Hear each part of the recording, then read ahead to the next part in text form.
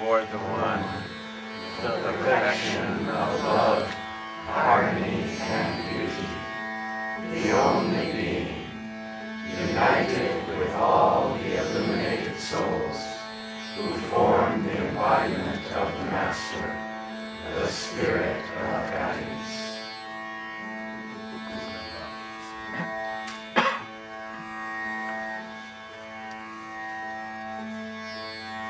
You all know that Pir-o-Murshid was born into a musical family, in a musical lineage, learned Indian classical music from, literally from birth, and music became part of his spiritual practice, not just a professional musician. And this Indian classical music is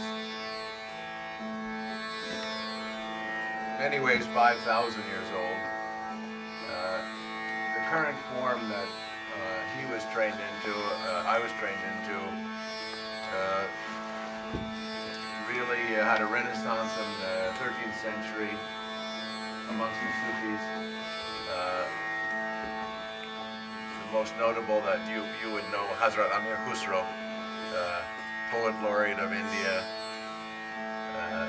invented the Urdu language, invented the sitar and the tabla, and made a big contribution to this music. The old form was called Drupad, which is more uniform and repetitive, and around that time it changed to a form called Khayal, which means imagination. So the Raga system, first of all, it's based on a fixed tonic. Whatever that tonic is, it can be whatever pitch is convenient for your physical frame. In this case, we're using the pitch of A, the Western pitch of A. This is called a tambura. It's supposed to have been invented in the court of Vishnu in the heaven realms by a musician named Tumru. It provides it's like the guru and we're the disciple.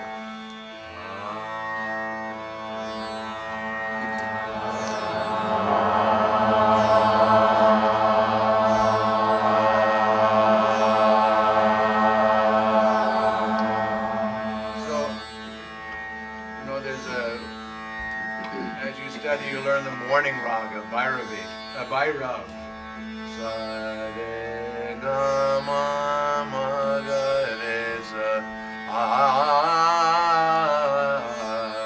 You learn Rag Todi, you learn the evening raga, Yemen.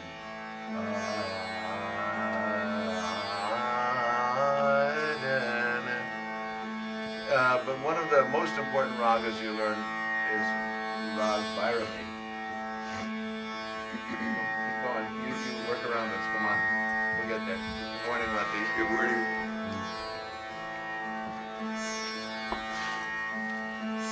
Each of the ragas has a time of day. Some of them are seasonal.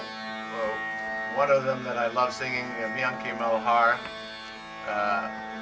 which was developed by Tansen. It's for rain. I'm very careful when I only sing it when it's raining, unless I want rain. It worked at Lama. You get ready? Okay. But there's one raga of all the, there's 60, 70 main ragas, then there are many, many little disciples, but of the 60, 70, there's one you can sing 24 hours a day. And it's called Rag Bhairavi. How are we doing? See home. Yeah. Should be going.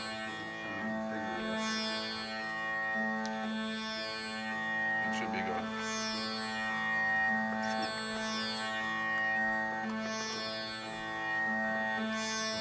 And you can imagine, even before we speak, before we learn about Rag Bhairavi, that if you're an Indian classical musician like Hazrat Inayat was,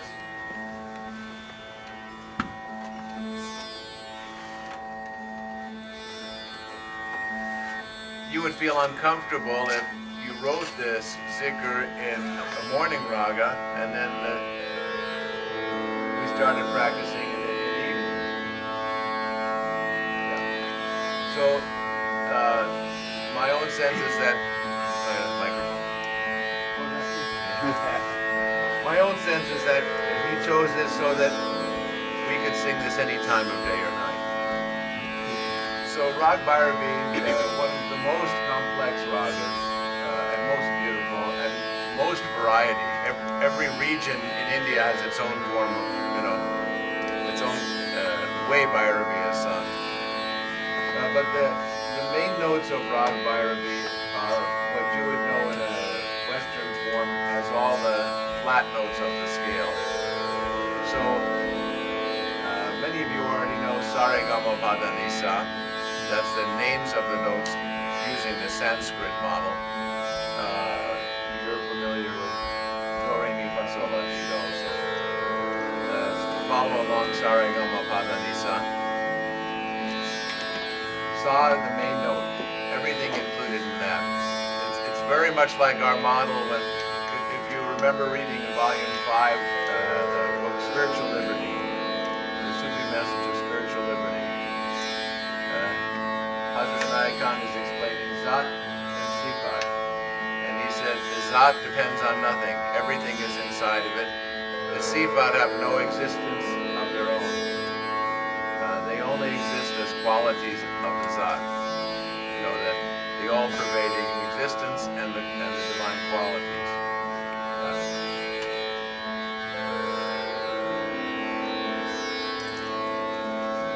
So Sa is like the Zat. The notes are like the qualities of Sa. They don't exist on their own. There is no Re without a Sa. So in Bhairavi, here I'll give you, here's Sa.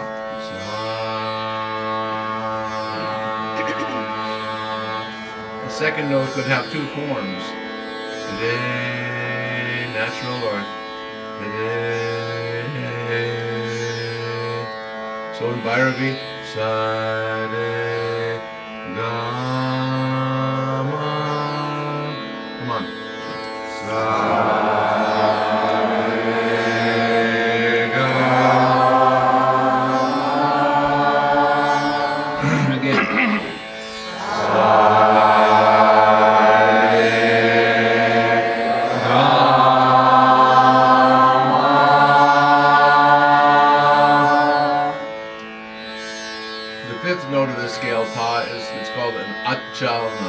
Fixed. There's no two forms of Pa. Pa, Da, Ni, Sa. Pa, Da, Ni, Sa.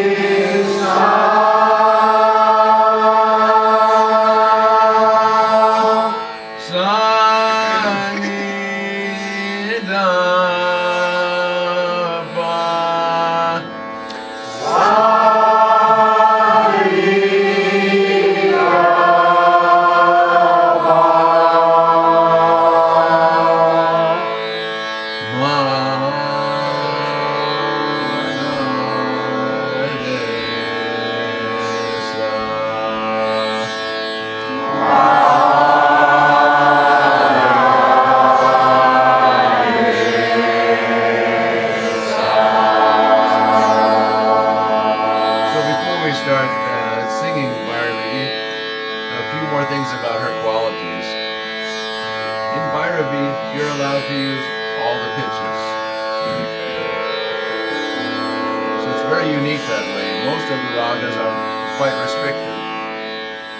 So, for instance,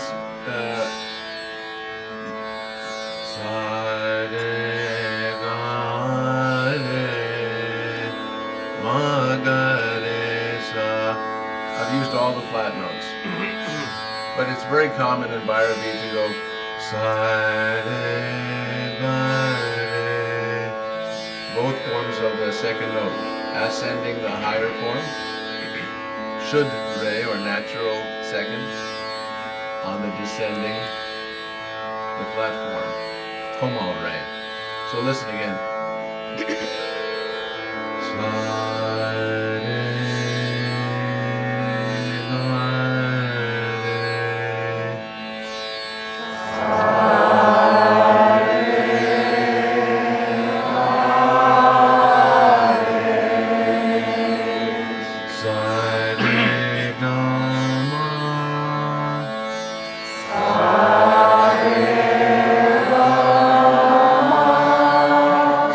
It's difficult to control. You have to. Your ear has to be to understand. The singing's 95% this and 5% the instrument.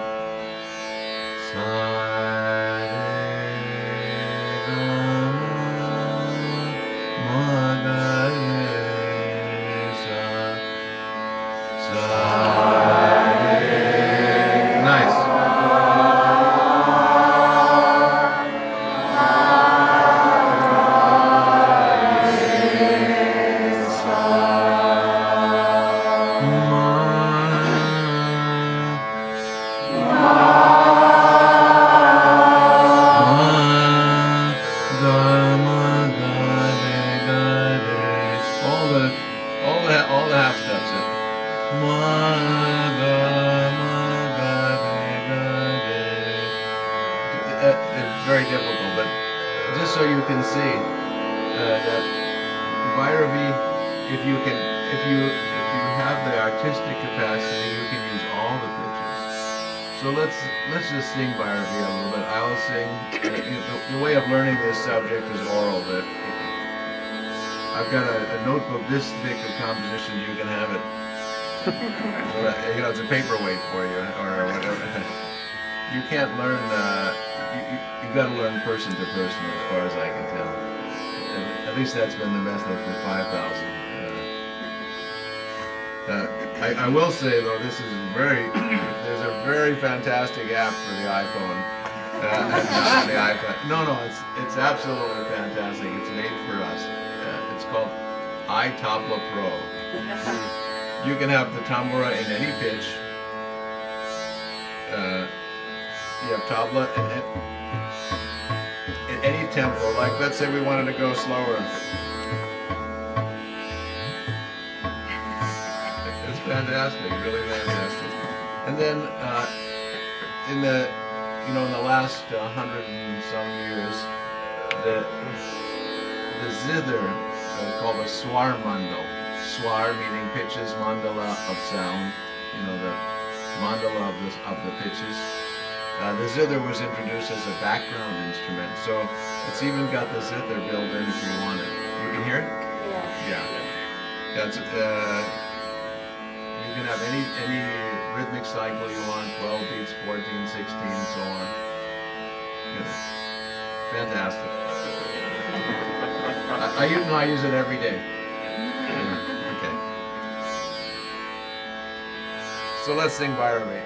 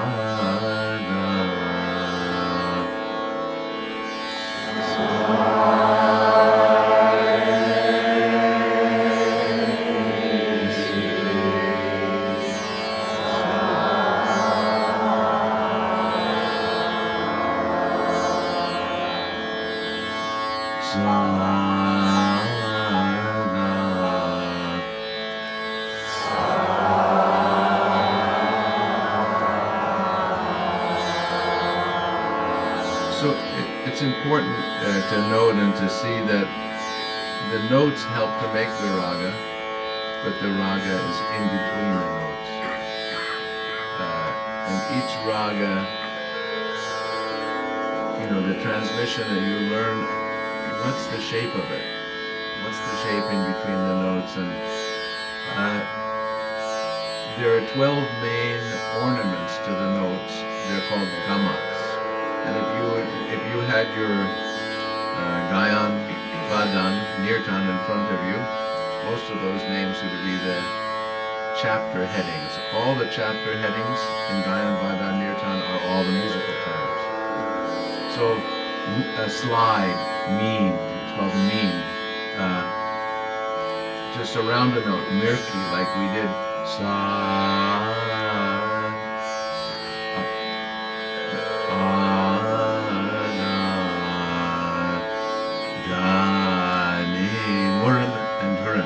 going from the note above. So all of them, we won't bother learning the names of them, but it's important to see that raga can't be played on a fixed pitch instrument. I mean, you have a beautiful effect, but a piano won't provide the capacity to give what makes a raga, that in between the notes. And in fact, every musician in India, no matter singer, instrumentalist, tabla player, dancer, every one of them learns singing. And even though you might have thought of Hazrat Inayat as an instrumentalist, his wife reported after he had given up music, because he was too busy, he would get up every morning early, do his breathing practices, and then spend 2 hours singing. And she said sometimes the neighbors would complain that he got too loud.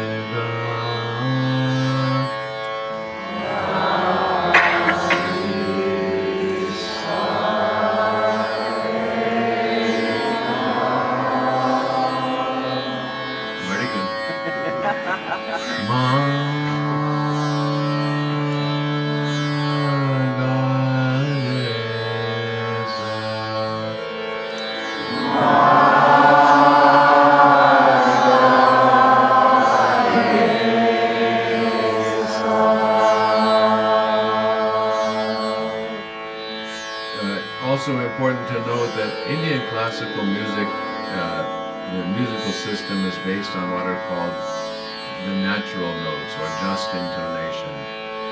They're the actual overtones that come out of the single string, or the single note. And so the notes in themselves are extraordinarily fulfilling. When you're singing a tempered note, it's a little, you have to have an idea to make it more interesting. So you can have the simplest of lines. You don't need to be a, electric, a musician who can fly and make all sorts of things. Just the notes themselves are right away very generous.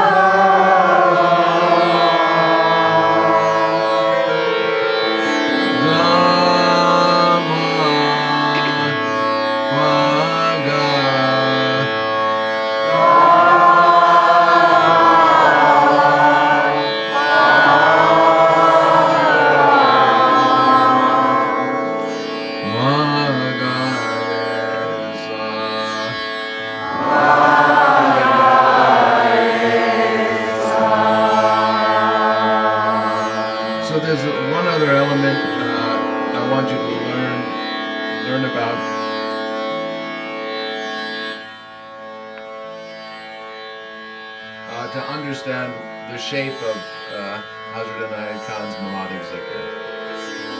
And that's rhythm. So, in Indian classical music, there's many rhythmic cycles. They're called tala. Also, so it's one of the names of the chapter heads in Gayan Vadan Nirtan. Maybe you know that Gayan means singing, Vadan means playing, Nirtan means dancing. Gayan Vadan Nirtan. And music in India, music includes these three. It's not music and dance. Dance is part of music in the concept.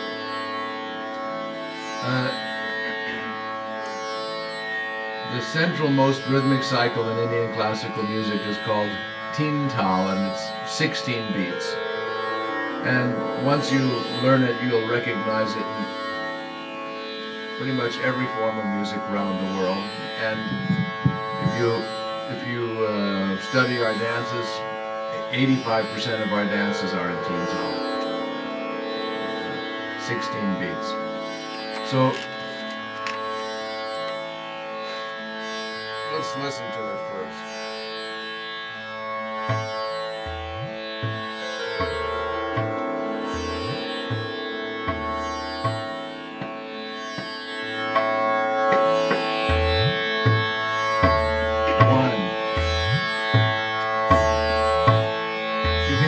Sections of 4.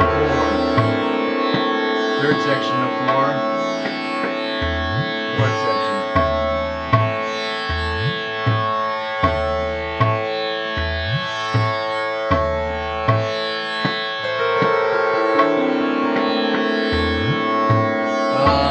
One. Okay, so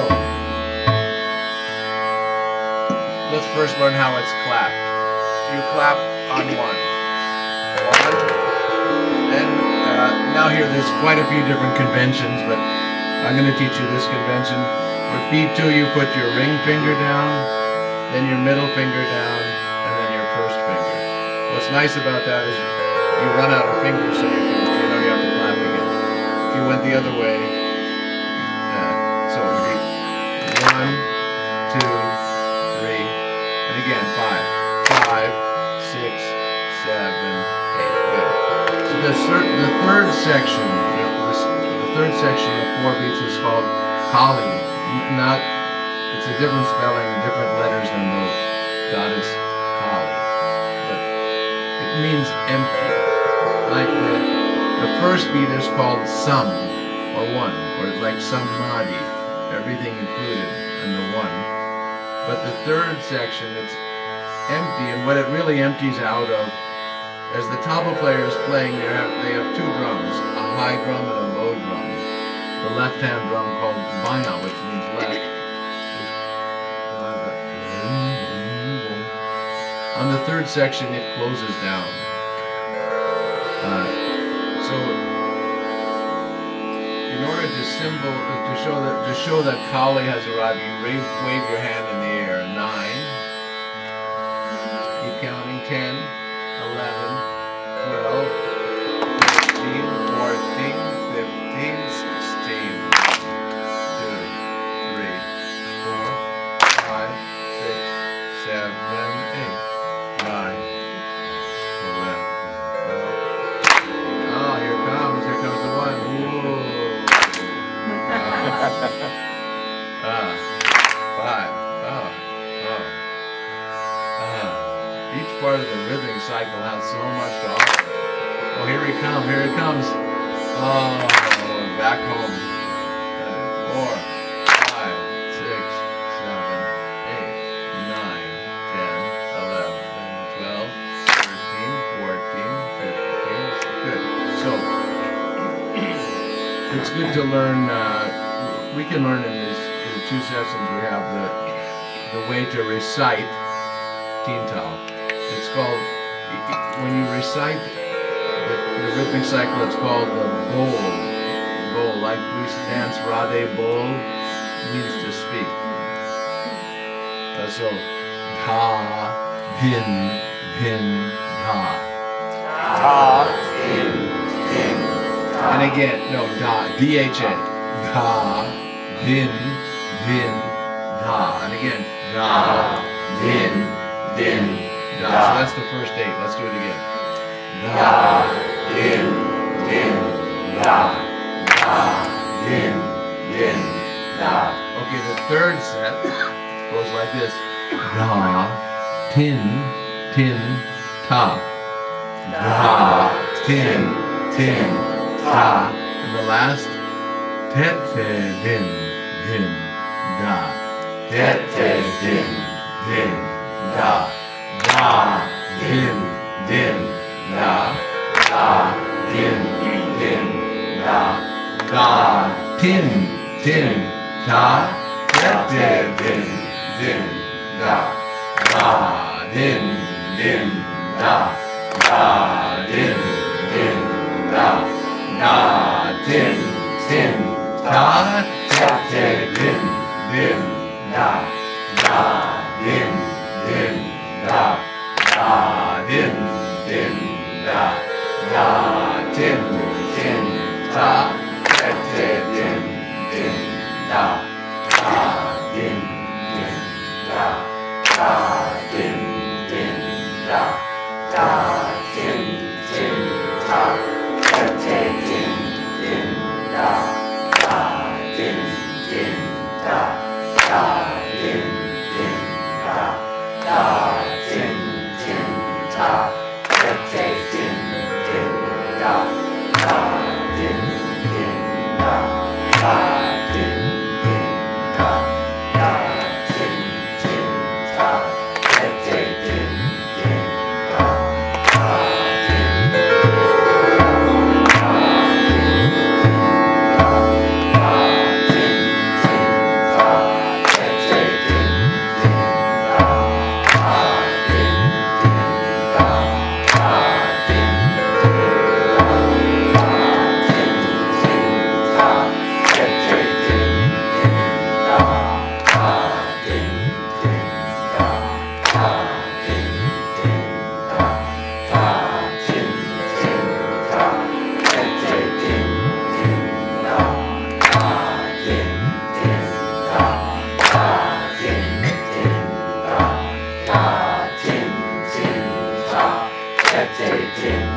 Very good.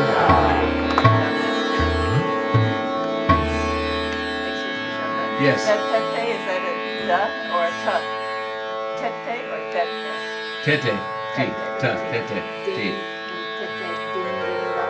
Tete, din, din. Well, maybe I'll try to bring the tablas and you can, I'll try to bring them on Saturday and play for you. So, when Hazrat Inayat Khan, really we should spend a few weeks together singing Bhairavi to really get the feeling and the shape of Bhairavi. So when he wrote his melodic Zikr, he wrote it by hand at first. He wrote it having the natural second on the ascending, the flat second on the descending.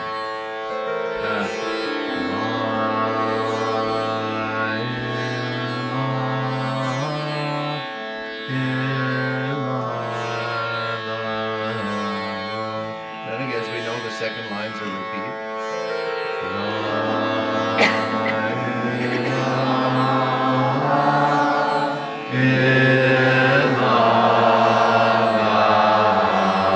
The third line.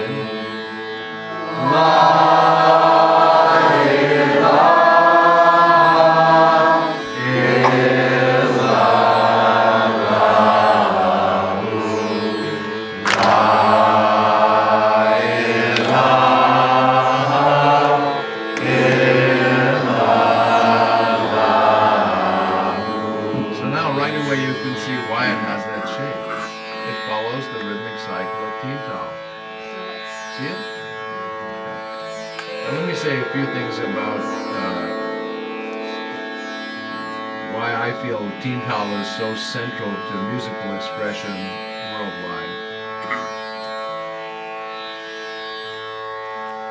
we already know the 4-beat rhythm, very basic. And so, in a musical sense, when you begin, you give your idea. 1, 2, 3, 4. It's Jalal. The second 4 is like the repeat, Jalal. 5, 6, 7, 8. So 1, 2, 3, 4, 5, 6, 7. Now, you need a distinguishing factor. You can't have all 4 the same. Otherwise, there's no place to set down your bags and call home. And also, the first 8 beats, you're venturing out. So you, in a sense, you need a way to make a turn back home. So I think of the Kali as the turn. You know, 9, 10, 11, 12. The last 4 beats I like to describe the feeling that a horse has when it's returning. You know, you're riding a horse, you go out, you make your turn, you come back, and when the horse has a sense that the stable is near, I'm going home. You know, before that it's just kind of going along, and then that sense comes in, it's only home. That's what I'm, you know, 13, 14, 15, 16, 1, 2, 3, 4, you know, the exposition, 5, Jamal, the echo, 7, 8, the turn, 9, 10, 11, 12, 13, 14, oh, here it comes, 1, okay? So that can enter into the Zikr as well, rather than it just being kind of low, low, high, low. Okay. So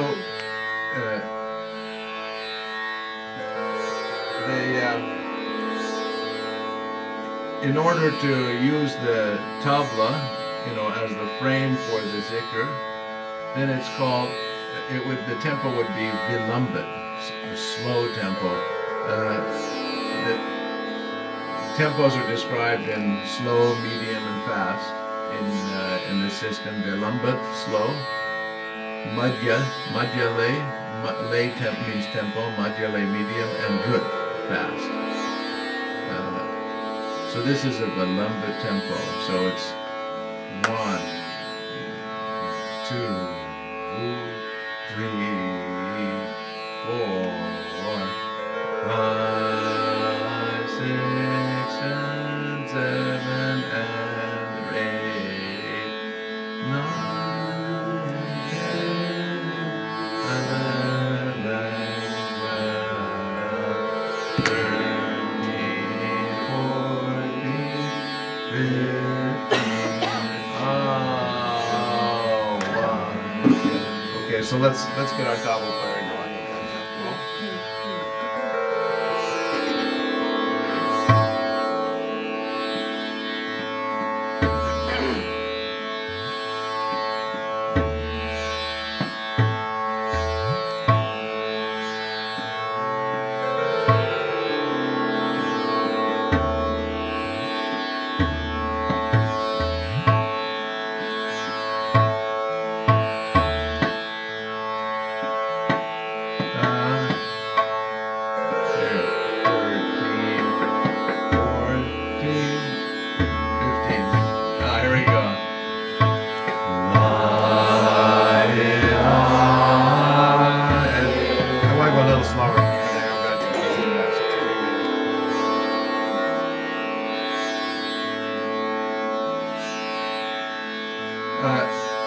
So we're going to try to sing the Zikr with the natural second on the ascendant, flat second on the descendant. It would be natural for an Indian classical musician to not stick to a form. Here's the form, and then improvise. And it also would have been natural had he expounded on it. compositions usually have two parts, astai and antra. Astai means to establish. And it's usually two lines, the first part of the composition. So I'll give you an example. One of my teacher's compositions in Bhairavi.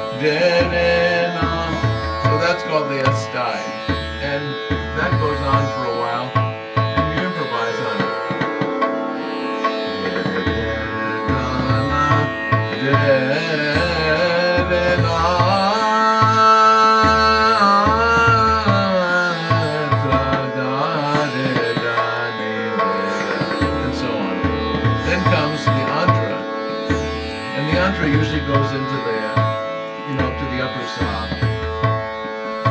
So here's the example.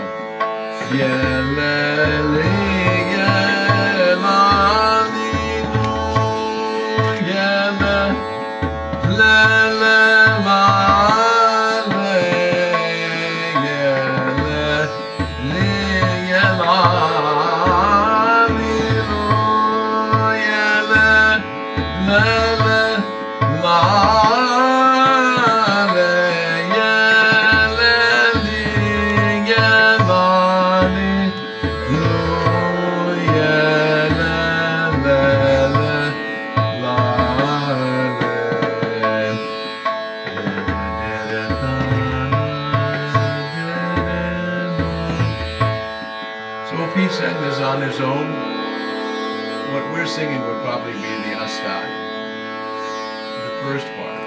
Later there'd be a, la ilaha illallah. We'd have something that would take us up and use the upper part of the scale. When he, by the time he passed, or before he passed, he rewrote the Zikr, and it had just the flat note, ascending and descending. And I think the reason to me is quite obvious. He gave it the way he did, and people couldn't do it. Without training, it's difficult to sustain on your own. Actually, you're doing very well. So far, you stayed on that note, but if I let you be, you might drift back to the flat up and down.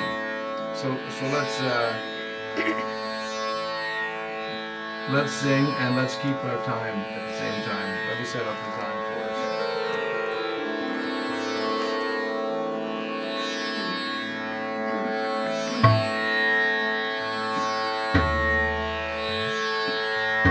Here's our time. Here we go.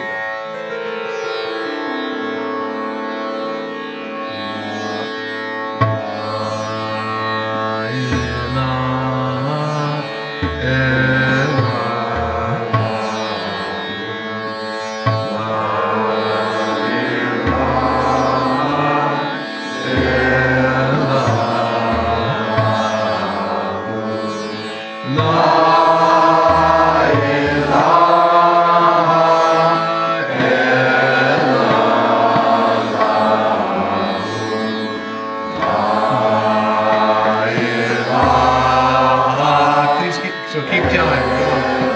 for now, keep time. Here comes one.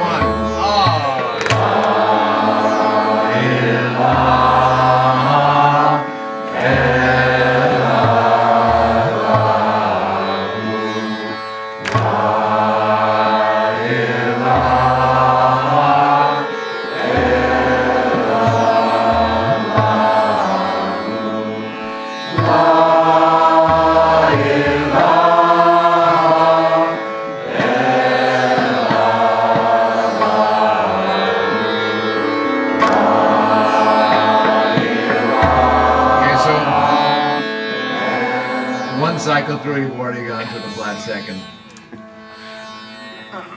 Yeah, not bad, just as it is. And so I want you to understand, if you get into a dialogue, is this right, or which is the right way? Indian classical music is a very living form. Up till 110 years ago, there was no notation system. There was nothing written down, nothing for the first, whatever, 5,000. And in fact, Hazrat Inayat Khan's grandfather was one of the musicians who was pushing for a notation system. It finally got credited to a different musician, but he was very instrumental. Mullah Baksh, Ustad Mullah Baksh. The musicians felt, and maybe rightfully so, that when you write something down, it will crystallize and die. That it had to have the living way of transmission, that you learn it from person to person. And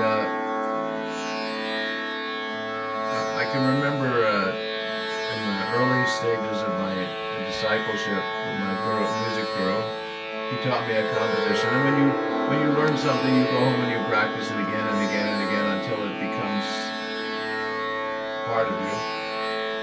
And then, is it still 10 minutes, right? Okay.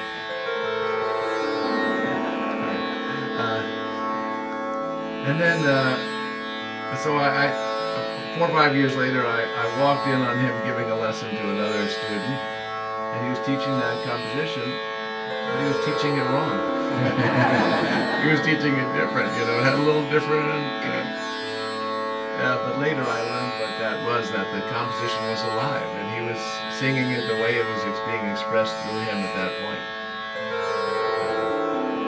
And, you know, I see the compositions I've learned, that I go to India and listen to the other artists, so many of them have learned the same, oh, they have little differences. So, we'll work carefully tomorrow.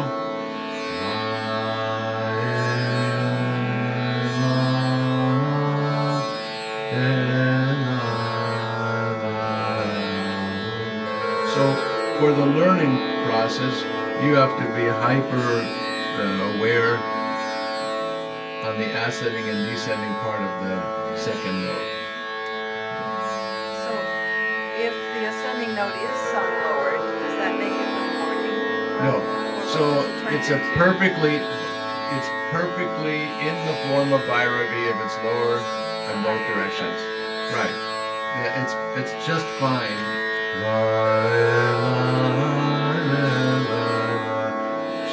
Just more elaborate, you know.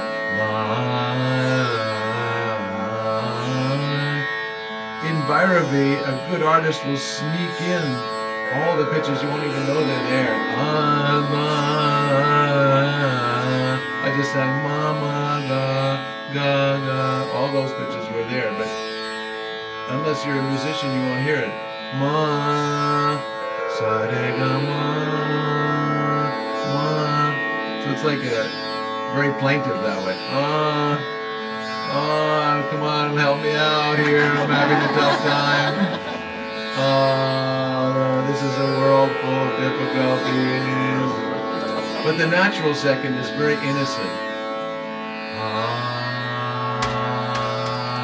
You know.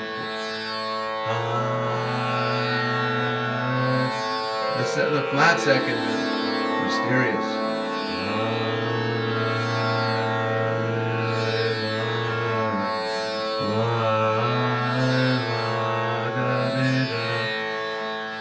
so that's what we'll work on tomorrow. But what I like to do the last 3-4 minutes of the class is play some other artists who are singing Bhairavi, so you can hear it in its Indian form. So we have class, did I say tomorrow? Saturday, yeah. So we're going to alternate. Tomorrow will be a sit, and then like that. Are you sure? Yes, yes. We want to put a time together. I know. We want to spend time with you. Oh, thank you. Yeah, that's good. No, if I don't give too much, then you'll still be hungry. That's good. Oh, it's longing.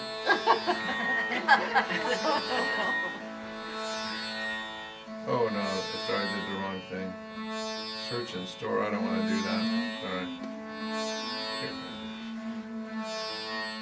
Here we go. Okay, here we go. Good.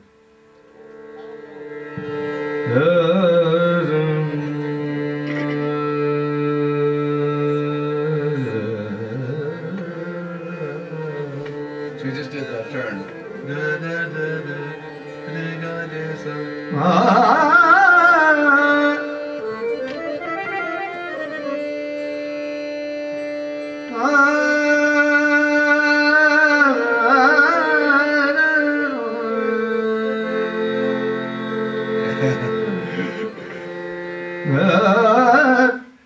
The harmonium, when it first showed up in India from Germany, it was outlawed. No, that's a factual. If you're a singer, the classical form of being accompanied was by a sarangi, which is a bowed instrument, which is just heart, just opens the heart, and it's the original reverb. The idea was the singer would sing and the sarangi would be right behind them, echoing what they were doing. It's most beautiful. And then the harmonium came. Now it's very, very popular. And it's not hard to understand, because the minute you sing with a reed, it's very supportive for the voice. And then to think, oh, don't take that away, you know, I need that. So it's become like that. But whenever we were there, whenever we'd have singers sing for us, you know, great singers, we'd always say, well, let's get a sarangi player, you know, leave the... But you know, the harmonium's a beautiful instrument, and the musicians there play it with extraordinary mastery. But you can't bend the notes. You know, you can't slide. It's fixed. And you can see now the chords are coming in, just like we do at the dances. Yeah. Okay, sorry.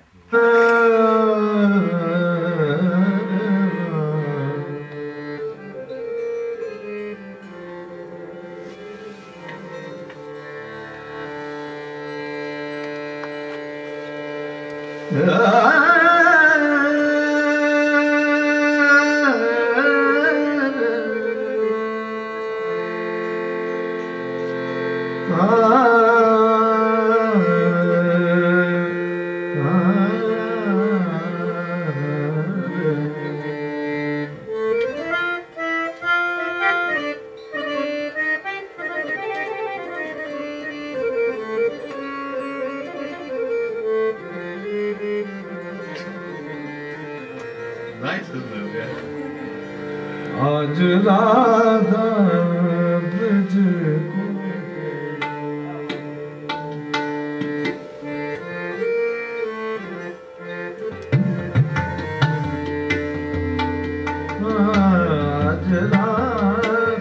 Waltz time. Okay, I gotta switch. One of the great old masters, maybe the most beloved, Badi Gulamali Khan. Old, obviously a very old recording.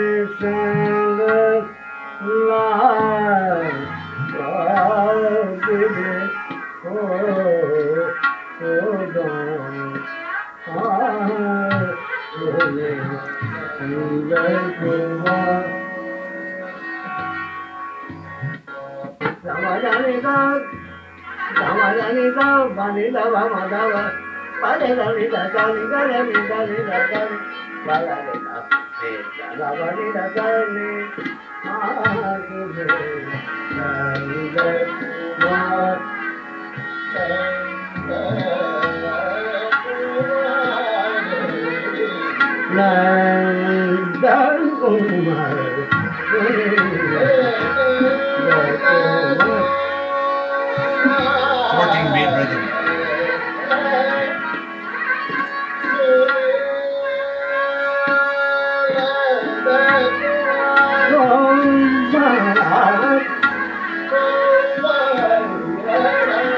It's his son.